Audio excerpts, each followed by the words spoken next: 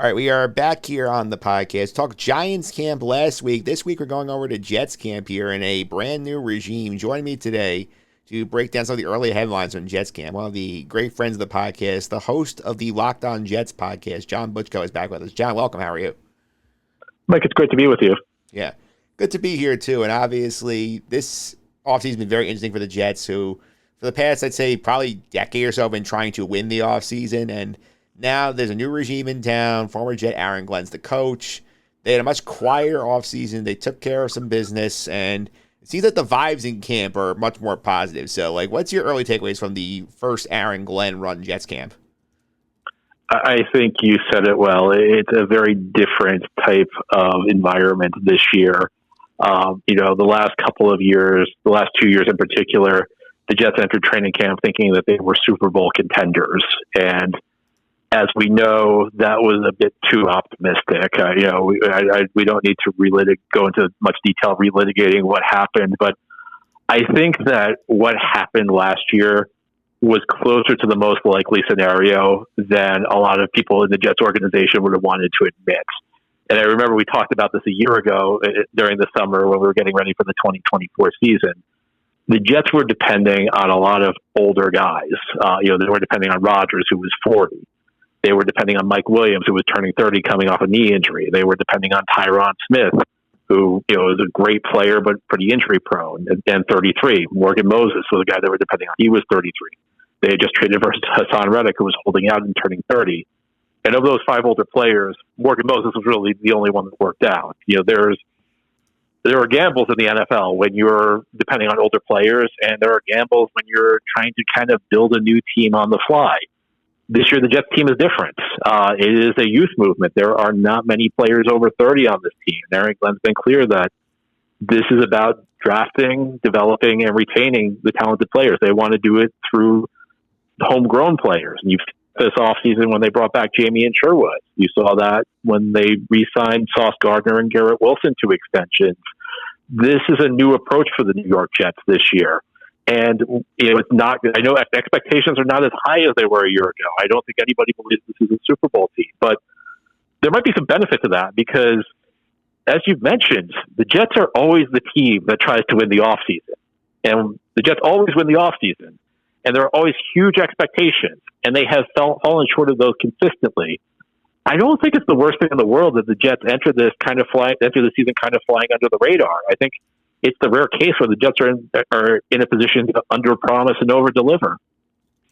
Yeah, I would certainly agree with that here. One of the things that's notable, listening to players talk at camp here from the beat writers who are there, is how different the Aaron Glenn camp is than the Robert Saleh camps, whereas we've seen a lot more emphasis on physicality, on tackling, on fundamentals here, and I can't losing count of how many players have gone on record and said, we like this camp better. We weren't working the right way under the Saleh camp, and it's not saying nothing with the former head coach here. It's very interesting that they are so open about they feel they're getting coached better now than they were the last few years.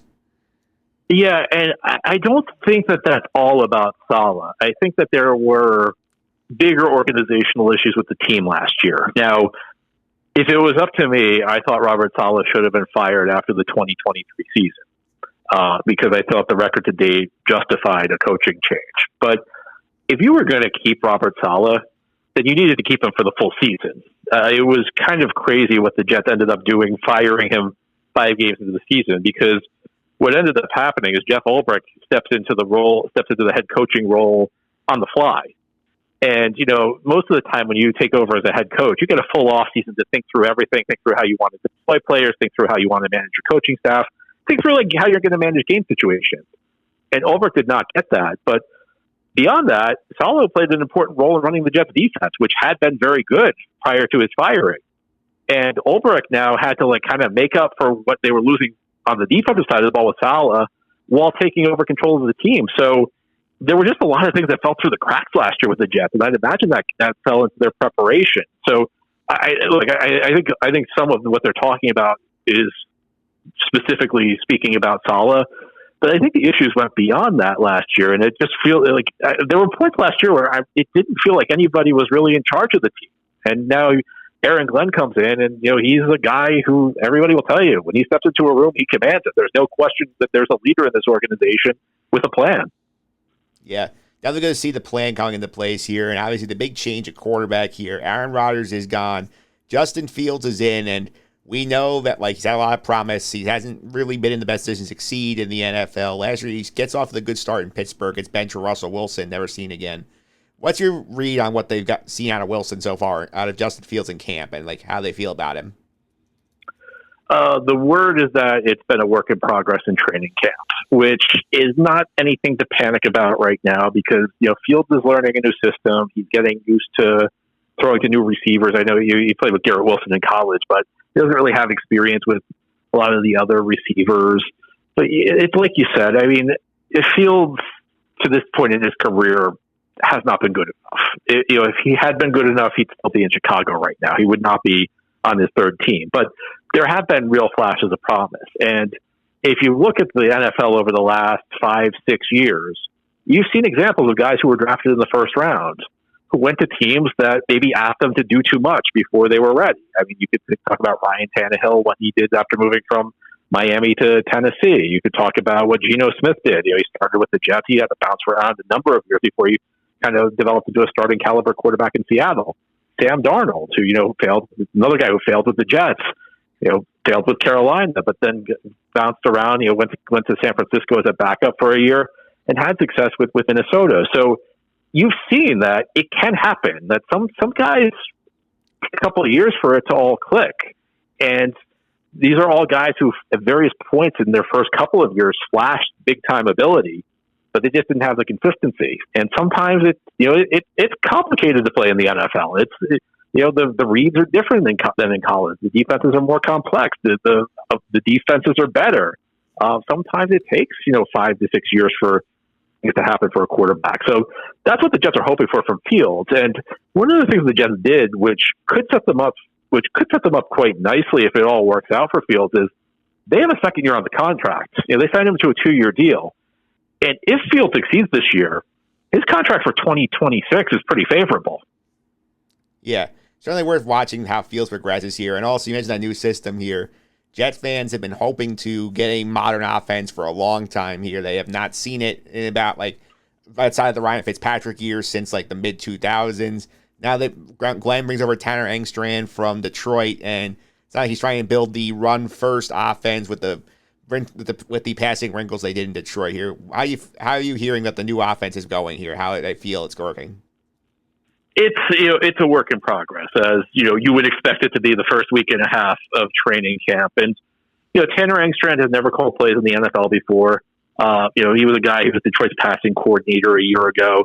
So there's always a question. When what are you going to bring to the table when you're actually in charge for the first time? Because last couple of years, Engstrand has kind of been implementing Ben Johnson's vision.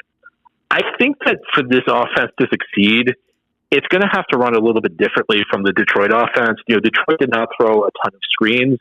I think if you look at the Jets receiver group, it's not that dynamic outside of Garrett Wilson, whereas they have 3 guys who can catch the ball out of the backfield and make plays in Breece Hall, Braylon Allen, and Isaiah Davis. So I think you're going to want to utilize the screen game more than they did in Detroit. Detroit, as I understand it, was not a huge run-pass option type of offense.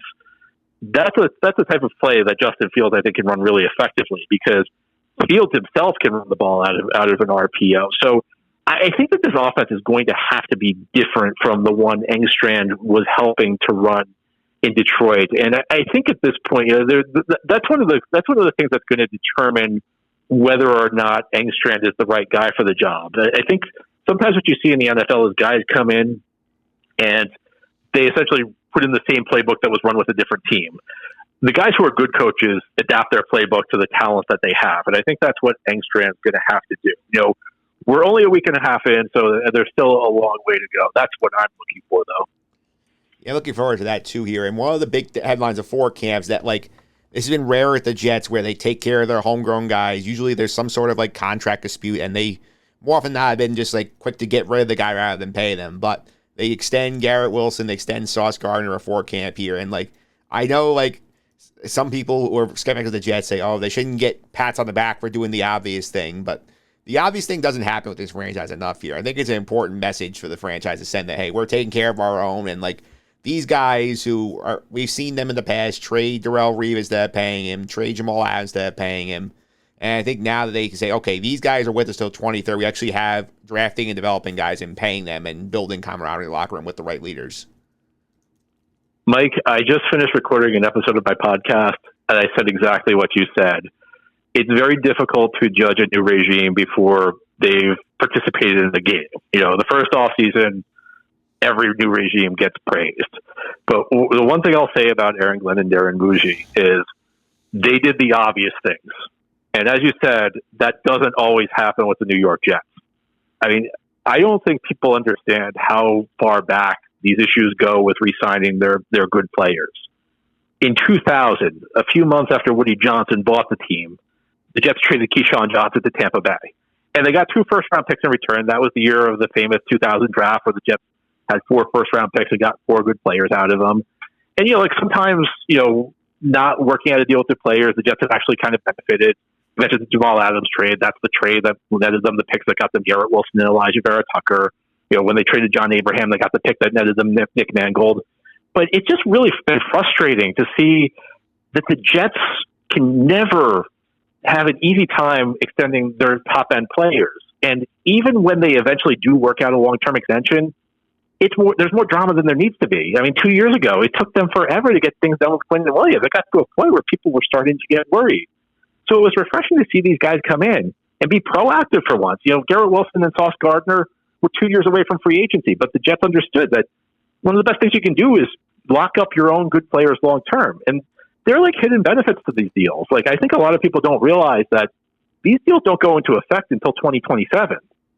So you're paying Garrett Wilson elite receiver money for 2025, and you're paying Sauce Gardner elite corner money for 2025, where the cap is $279.2 million.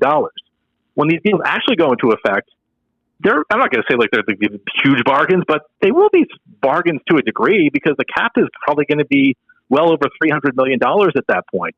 Sauce Gardner's probably not going to be the number one paid have the highest salary among corners in the league when the deal actually goes into effect. Garrett Wilson's not going to be a top 5 receiver when the deal goes into effect. So by being proactive, you actually save yourself a little bit of money in the long term, and that gives you flexibility to improve the team in other areas. And that doesn't even go into, the sense of ownership guys have. I think Garrett Wilson and Sauce Gardner are guys who really, after when the team shows you they believe in you, I think this is true for any of us. If your employer shows you that they believe in you, you kind of take ownership. You kind of, a lot of times you'll take kind of like a bigger leadership role wherever you work. So these are things, like you said it perfectly. These are obvious things, but the Jets have not always done the obvious things. Yeah, that's for sure here. In terms of like training camp battles here, like which positions are you watching here? I know we've heard that the center position is up for grabs between Josh Myers and Joe Tippmann. What other battles are you watching in camp besides that one? The number 2 receiver position is really up in the air, and I don't know that there are a ton of guys with upside there. I mean, there's Josh Reynolds, who's a veteran, who's been an okay player, but Josh Reynolds never really been a number 2 receiver. You have Allen Lazard, who I'll be charitable and say I don't want to cause too much controversy on your show, Mike. Allen Lazard is Allen Lazard. We know what Allen Lazard is, and we know what he isn't. Arian Smith's kind of interesting. He was a 4th-round pick out of Georgia. Truth be told, I was not a huge fan of the pick when they made it, but a guy with blazing speed, a guy who has been impressing them at training camp. There's not a lot at the receiver position behind Garrett Wilson, so the hope is that somebody steps up. I think if somebody is able to step up, it probably would be Smith. Another battle I have my eye on is at safety. The Jets signed Andre Cisco this offseason from Jacksonville. He's going to be the free safety. He'll play like the single high. But the strong safety job is kind of an open competition between the incumbent Tony Adams, who's been okay. He was an undrafted free agent signing in 2022. He's for a UDFA to be a credible starter at safety for a couple of years, that's a pretty nice move Joe Douglas made. But the Jets drafted Malachi Moore out of Alabama in the 4th round. I really like that pick at the time they made it. Moore is not a guy who has like an overwhelming physical traits, but at the safety position, it's not always about the physical traits. It's just about being at the right place at the right time, tackling well.